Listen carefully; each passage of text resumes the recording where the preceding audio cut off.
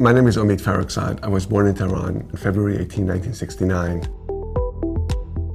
When I was in Iran, I went to a school named Armaghan Tarbiyat. I was born into a middle-class family. Education was a very important part of our family from ever since I can remember.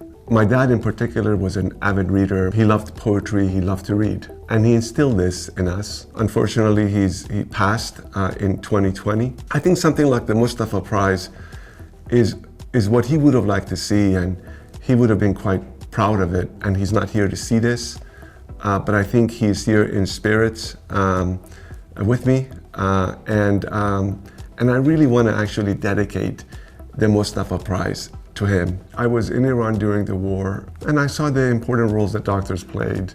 And so that definitely made a lasting impression on me. And then when we moved to the US, where I studied biology, graduated from University of Massachusetts with a degree in biology and a minor in chemistry, that I decided to become a doctor. From college, I went on to Boston University, where I studied medicine, and I also got a master's degree as well there in medical sciences. And then afterwards, after I finished my medical degree, I ended up doing a postdoc at MIT in a chemical engineering lab run by Professor Robert Langer.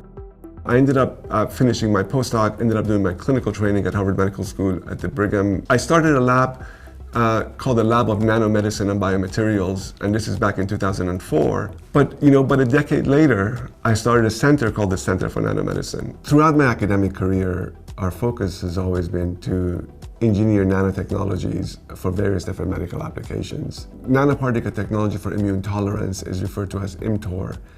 That technology, together with an enzyme, uricase enzyme, is now in phase 3 clinical trial for treatment of refractory gout.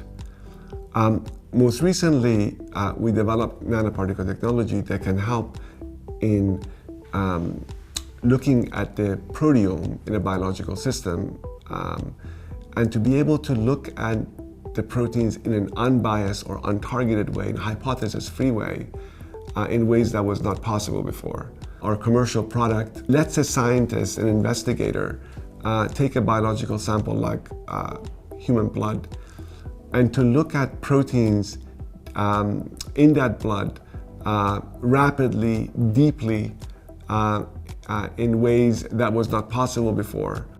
Today, we've now sequenced over 1 million human genome, over 10 million exons. One of the key enablement that the technology was making, that was coming from an academic lab, was it would allow a scientist to actually have an access to the proteome at the speed scale that they could potentially access the genome. And we brought just this exceptional team to build this platform and to be able to put it in the hand of customer and see the impact that the customer would have with access to the proteome. We had developed a technology academically that you can now begin to screen subjects for those novel proteomic signatures and identify the right individuals that need further workup that may include additional imaging and other workup to definitively diagnose a disease. Our team has investigated proteomic signatures of healthy subjects, healthy elderly subjects, and elderly subjects that have developed dementia or Alzheimer's disease. And what they've identified is that the proteomic signature between a subject that has neurodegenerative diseases versus a healthy subject is actually different. So in other applications, they've begun to look at, for example, muscular dystrophy and other diseases. Mustafa Prize honors scientists of Islamic background. In my case, the honor is amazing. So I'm deeply honored that the Mustafa Prize committee has agreed with my wishes to take the proceeds of the prize that was coming to me and instead use it in their endowment and to create a Young Investigator Prize on a going forward basis.